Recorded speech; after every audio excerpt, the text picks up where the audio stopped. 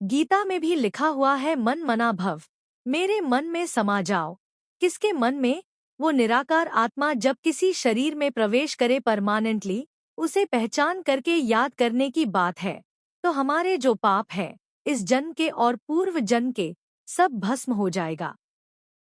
क्योंकि जो वो मनुष्यों की लिखी हुई गीता है उसमें भी तो लिखा है ना, मन मना भव, मत मना भव, मेरे मन में समा जा। तो जो कहने वाला है भगवान, जो जन्म मरण के चक्कर से न्यारा है, अभोक्ता है, त्रिकालदर्शी है, क्योंकि जन्म मरण के चक्कर में नहीं आता तो उसे सब याद रहता है। और हम आत्माएं, जो भोगी आत्माएं हैं, सब वो जन्म मरण के चक्कर में आती हैं तो सब भूल जाती हैं। तो हमारे अंदर ज्ञान तो तीनों काल का क्या, इस जन्म का भी बहुत भूल जाते हैं और पूर्व जन्मों का तो भूल ही जाते हैं। हाँ, तो मन मना भव का अर्थ जो भगवान वाच है गीता में कि माम एकम याद करो, मुझे एक को याद करो। हाँ, अब वो निराकार एक, आत्माएं भी निराकार, तो एक कैसे? एक तो तब कहें जब किसी शरीर में प्रवेश करे आत्मा।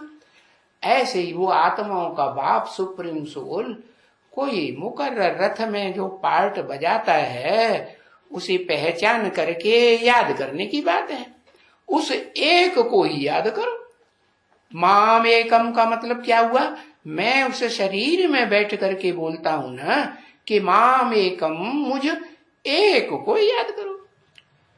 तो वो तुम्हारे पाप जो हैं इस जन्म के और पूर्व जन्म के, जो द्वैतवादी द्वापर युग से करते आए हो भ्रष्ट इंद्रियों से दुख देने का, वो तुम्हारे पाप क्या होगा? जल करके बस हो जाएंगे।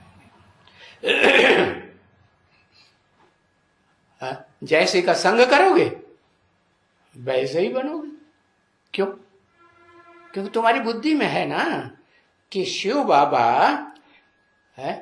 जिस शरीर में प्रवेश करते हैं परमानेंटली, उसके शरीर से हैं और वो कर्म इंद्रियों से कर्म करते हुए वो सुप्रीम सोल है दुख देने का काम करती है दुख देने का काम नहीं करती। हाँ, तो ऐसी आत्मा को तुम याद करोगे प्रैक्टिकल में पार्ट बजाने वाले शरीर के द्वारा, तो तुमको भी संग का रंग लगेगा या नहीं लगेगा? लगेगा। तो है तो सही बात ना बच्चे।